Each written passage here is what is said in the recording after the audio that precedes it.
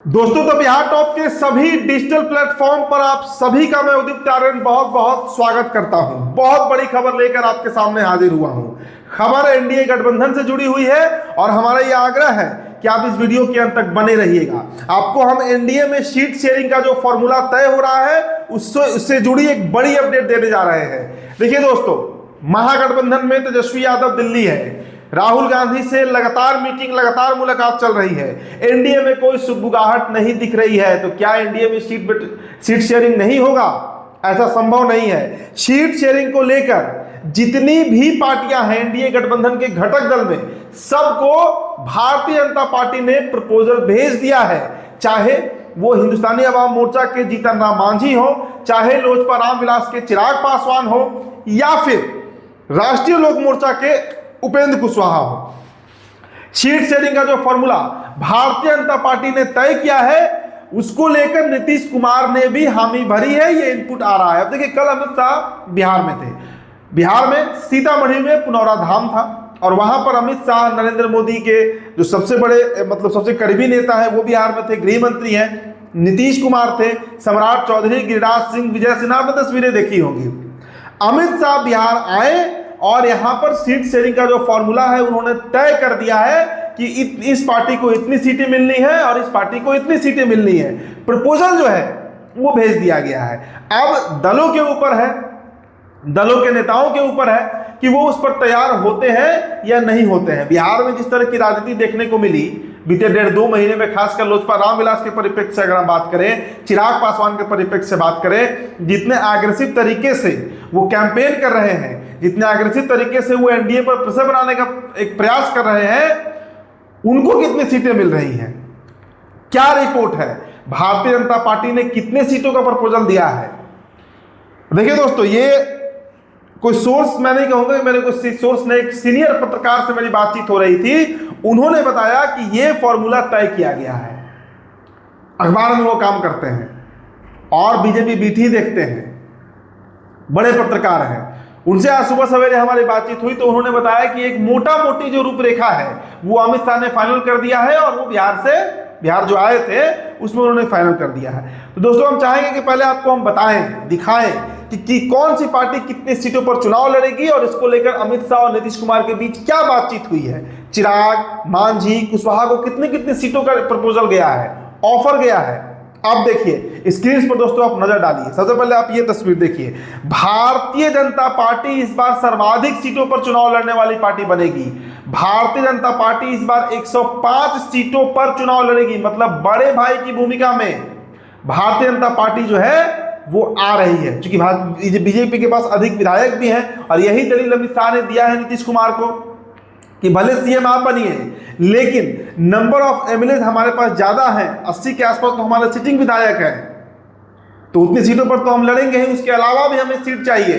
तो 105 सीट का जो प्रपोजल है वो अमित शाह ने नीतीश कुमार के सामने रखा है। और जहां तक जदयू की बात है दोस्तों, तो अब जदयू का आप आंकड़ा देख लीजिए। जदयू जो है वो 2025 के विधानसभा चुनाव में 100 सीटों पर ताल ठोकेगी एनडीए गठबंधन की तरफ से, 100 सीट। इसके अलावा अब आते हैं लोजपा रामविलास के ऊपर कि लोजपा रामविलास चिराग पासवान का मुंगेर में, आरा में, सिवान में, छपरा में, हर जगह टंके की चोट पर बोल रहे थे कि 243 सीट पर हमारी तैयारी है। तो कितने सीटों का ऑफर गया है चिराग पासवान को? दोस्तों, हमारे पास जो इनपुट है 22 सीट, आंकड़े नोट कीजिएगा, 22 विधानसभा सीट ऐसे होंगे जिस पर लोजपा रामविलास के प्रत्याशी इस बार चुनावी मैदान में उतर सकते हैं, 22 सीट्स। और इसके अलावा दोस्तों, अगर बात करें जीतन राम मांझी, गया के सांसद, केंद्र में मंत्री, तो 7 सीटें, 7 विधानसभा सीटें ऐसी होंगी जो जीतन राम मांझी को मिलने वाली है। इसके लिए बाकायदा जो ऑफर है, जो प्रपोजल है, वो मांझी जी तक पहुंच गया है।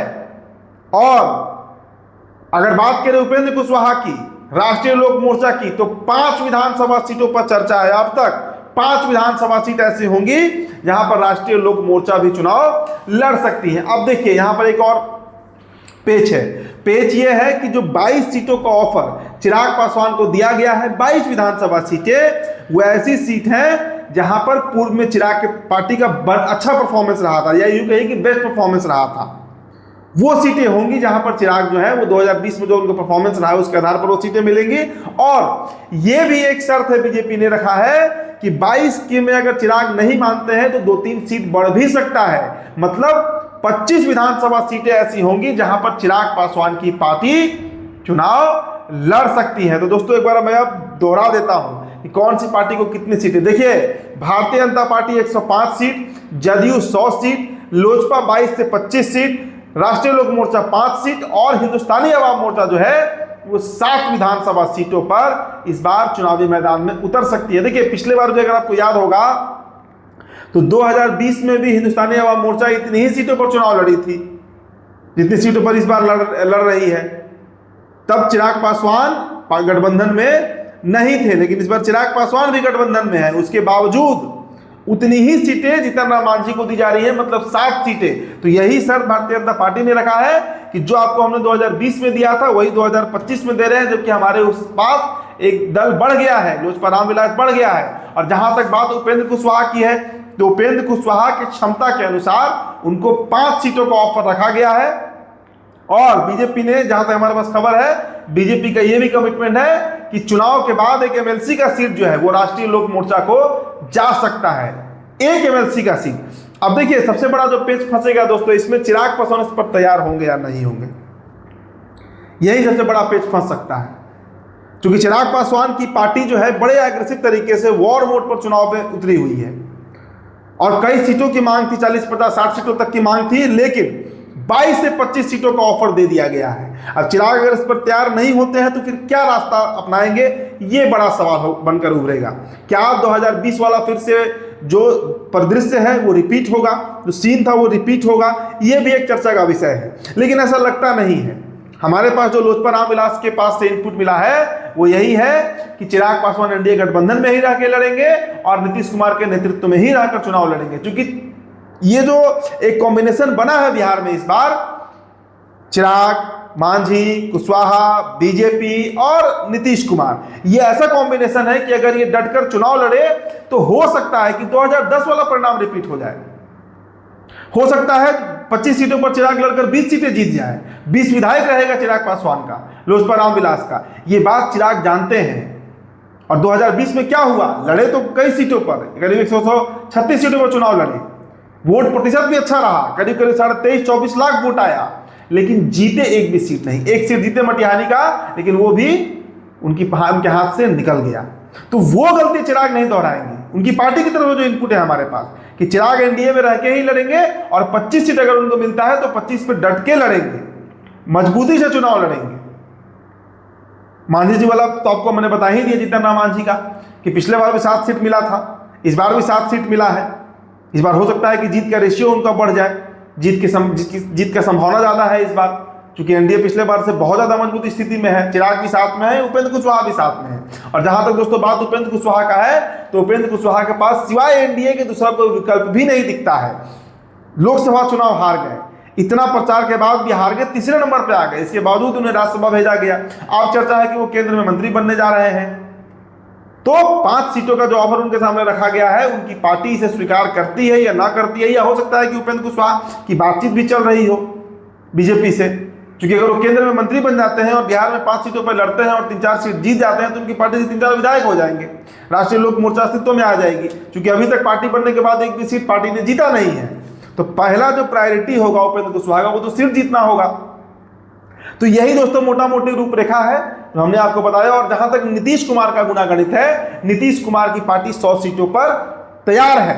अमित शाह से बातचीत हो चुका है, अमित शाह ने नीतीश कुमार को मना लिया है। तो खबर हमारे पास आया है कि नीतीश कुमार जो है वो 100 सीटों पर चुनाव लड़ने के लिए तैयार है। हालांकि एक शर्त उन्होंने रखा है कि सीएम उन्हीं की पार्टी से होगा और सीएम वही होंगे, दूसरा कोई मुख्यमंत्री का चेहरा बिहार में नहीं होने जा रहा है। तो दोस्तों एक बार अंतिम बार मैं फिर दोहरा देता हूं, 105 सीट पर बीजेपी, 100 सीट पर जेडीयू, 25 सीटों पर 22 से 25 सीटों पर लोजपा, 7 सीटों पर हिंदुस्तानी अवाम मोर्चा और 5 सीटों पर राष्ट्रीय लोक मोर्चा। यही गुणागणित जो है वो एनडीए में आप देखिएगा इसके आसपास ही रहेगा। 1 से 2 सीट ऊपर नीचे हो सकता है, उससे अधिक नहीं होगा। 90% यही सीट शेयरिंग का आंकड़ा है। अब 1-2% ऊपर नीचे हो अगर 1-2 सीट तो वो बात अलग है। फिलहाल दोस्तों इस रिपोर्ट में इतना ही।